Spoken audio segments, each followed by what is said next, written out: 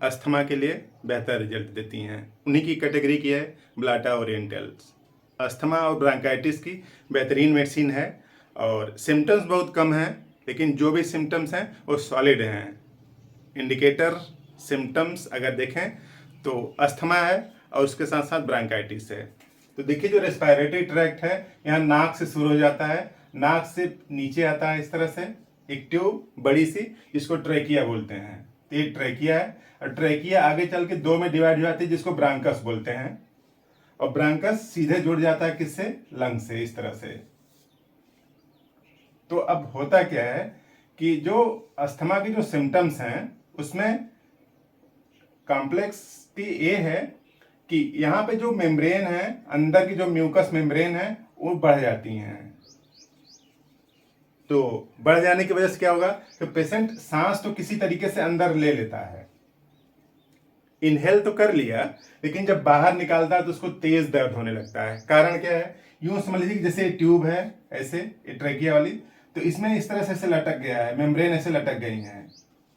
तो आते समय तो चिपक जाती हैं दीवार के साथ, लेकिन वापस जाते समय क्या होता है कि ये बंद कर लेती हैं इसको, तो सीटी जैसी आवाज आने लगती है।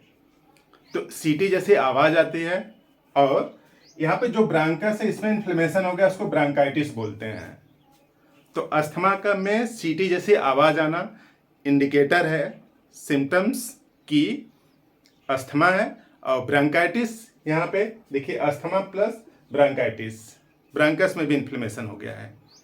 तो सीटी जैसी सांस आती है और सांस तो ले लेता है, लेकिन निकालने में ज़्यादा दिक्कत हो रही है।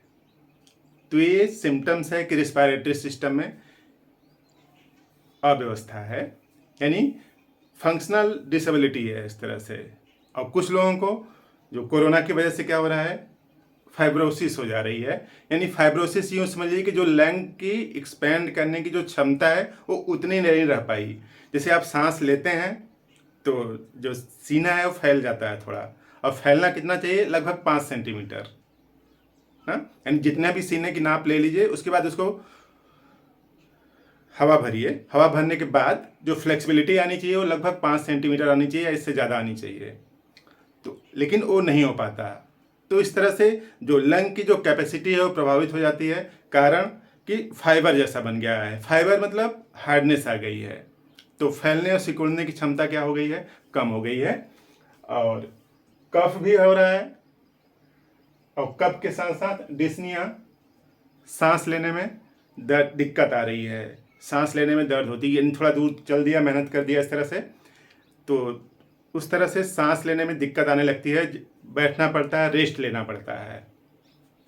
और उसके साथ साथ सबसे बेहतर फीचर्स क्या है कि पेशेंट गेट एग्रीवेटेड इन रेनी वेदर, यानी मौसम में जब नमी होगी, जब ह्यूमिडिटी ज़्यादा होगी, मॉइस्चर ज़्यादा होगी, तब पेशेंट की दिक्कतें और बढ़ जाती हैं। जितने भी एस्थमेटिक पेशेंट हैं सबके साथ यही होता है कि जब भी मौसम में नमी होगी या फिर मौसम में पॉलन ग्रेन या फिर पार्टिकुलेट मैटर ज़्यादा हो जाएंगे, तो अब अस्थमेटिक पेशेंट की दिक्कतें क्या हो जाती हैं? और बढ़ जाती हैं। इन्हेलर लेना पड़ता है। तो होम्योपैथी में कई मेडिसिन ऐसी हैं जो कि इन्हेलर्स का सब्स्टिट्यूट हो सकती हैं, इन्हेलर लेना बंद करवा सकती हैं। और सबसे खास फीचर्स क्या है कि अगर एक्यूट केस है, अभी कुछ दिनों की बीमारी है, तो आप लो पोटेंसी यूज़ करें।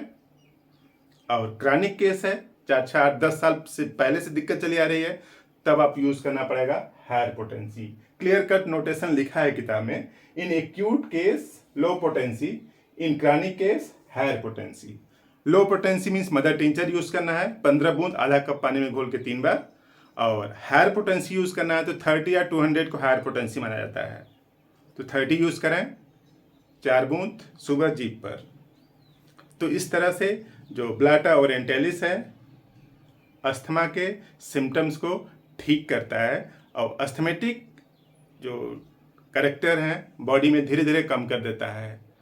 और बच्चों में है तो अब भी आप दें, बड़ों में है तब भी दें। और ख़ास बात, इसके पहले आर्सेनिक दें, आर्सेनिक के बाद अच्छा काम करता है। यानी पहले आप आर्सेनिक दें, उसके बाद फिर ब्लाटा दें।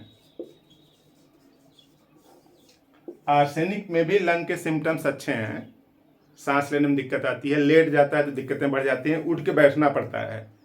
आर्सेनिक की खांसी का फीचर्स क्या है कि उठ के बैठेगा पेशेंट तब खांसी थोड़ी सी कम हो जाएगी, यानी उठ के बैठने पर सांस लेने में थोड़ा आराम है, और बिस्तर पर लेट जाता है तो उसकी दिक्कत बढ़ जाती है। कई लोग ऐसे बोलते हैं, डॉक्टर साहब मैं बिस्तर पर सो ही नहीं पाता हूँ, कुर्सी पर बैठ के सोते हैं।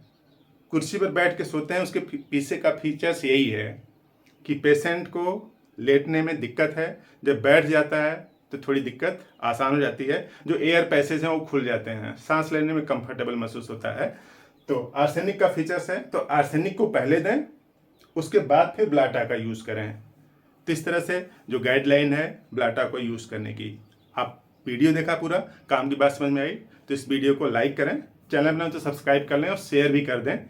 किसी की इन्फॉर्मेशन बढ़ेगी और आपकी वजह से किसी की हेल्प होगी, बीमारी कम होगी। Thank you.